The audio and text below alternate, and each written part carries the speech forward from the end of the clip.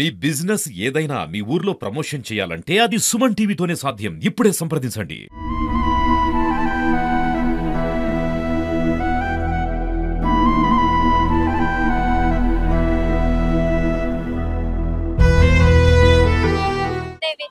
మేము పెద్దపాడు దగ్గర శ్రీరామ వెంచర్ లో ఉంటున్నాము. మా ఇంటి దగ్గర ఎదురుగా షాప్ ఉంది. అక్కడ అందరూ మగవాళ్ళు అడ్డంగా నిలబడుతున్నారు. ఒక 20-25 మంది దాకా నిలబడుతున్నారు.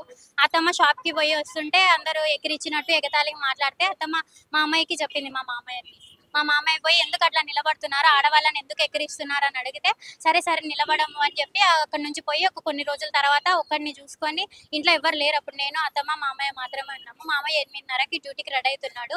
డ్యూటీకి రెడీ అంటే ఒక జగన్నాథ్ సింగ్ అని ఒక ఆయన వచ్చి వాటర్ తాగేసి రాశాం మాట్లాడుకుందాం, ఒక తల్లి పిల్లల్లా కలిసి ఉందాం, ఎందుకు ఇవన్నీ మనకి అని యూనిఫామ్ మార్చుకొని రాపోని ఒక్కరిని పిలుచుకొని పోయి పోవడమే ఏం చేతులు వెనక్కి పట్టుకొని అందరూ కలిసి ఒక 15 మంది దాకా కలిసి కొట్టినారు వెంచర్లో.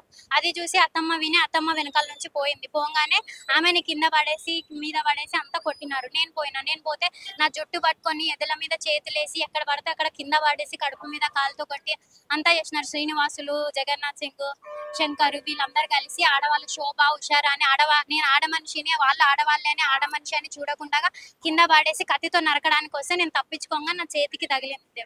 కత్తి గాయం తగిలింది, నా చేతికి మొన్న తగిలింది. అక్కడ నుంచి నేను మళ్ళీ మాకందరికి మా ఆయన కోచింగ్ ఇచ్చి వస్తుంటే మా ఆయనను కలిసి కొట్టినారు. మా బావ వాళ్ళు వస్తుంటే మా బావ వాళ్ళని కొట్టినారు.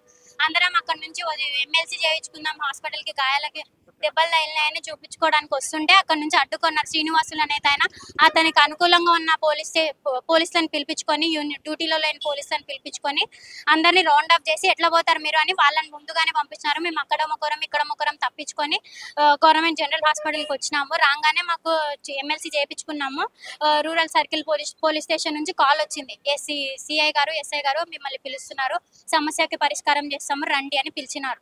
మేమందరం పోయినాం. అర్ధరాత్రి ఒక ఆడపిల్లని పోలీస్ స్టేషన్ పిలిచినారు. పిలిస్తే పోయినాం. అక్కడికి పోగానే మా మామయ్యని, ఇద్దరు బావల్ని, మా ఆయనని నలుగురిని లోపలేసి 15 మంది పోలీసుల దాకా 3rd డిగ్రీ చేసినారు. వాళ్ళని బాగా కొట్టినారు. నన్ను, మా అత్తమ్మను సిఐ మేడం, ఎస్ఐ సారు కింద పడేసి కొట్టినారు. ఎక్కడ పడితే అక్కడ కొట్టినారు. నా భర్తకి మా బావకి ఈవెంట్స్ ఉన్నాయి సార్ అని అడుక్కుంటే కూడా వదలలేదు వాళ్ళు మమ్మల్ని. మా ఆయనని, మా బావని, మా అత్తమ్మని. CI sir Chandrababu Naidu, SI madam Ashalata madam. Rural circle police station ఇక్కడ బ్లడ్ బ్యాంక్ పక్కన. మాకు న్యాయం కావాలి సార్. వాళ్ళ పైన ఎటువంటి యాక్షన్ తీసుకోలేదు. నాకు మ్యారేజ్ అయ్యి నెలైంది.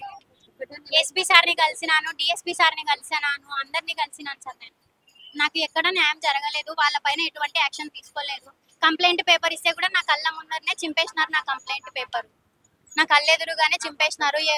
నా భర్తకు జాబ్ రాకుండా చేసినారు. నాకు పెళ్ళై నెలైంది. నేను ఏం చేసినాను? నన్ను నరకడానికి వచ్చినారు. చంపేస్తే కూడా అంతేనా? అర్ధరాత్రి ఒక ఆడపిల్లని పోలీస్ స్టేషన్ పిలిచినారు. ఏ చట్టం చెప్పింది అర్ధరాత్రి ఒక ఆడపిల్లని పోలీస్ స్టేషన్ పిలిచమని? పిలిచి కేసు పెడితే కూడా విచారించకుండా వాళ్ళని కూర్చోబెట్టి వాళ్ళపైన కంప్లైంట్ తీసుకున్నారు.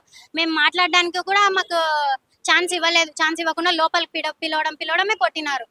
ఏం మర్డర్ చేసిన వాళ్ళని కూడా అట్లా కొట్టరు. వాళ్ళ పైన యాక్షన్ తీసుకోవాలి సార్. ఎక్కడ పడితే అక్కడ ఎదల పైన, కడుపు మీద చేతులు వేసి మరీ కొట్టినారు. మా డ్రెస్సులు చింపేసి కొట్టినారు.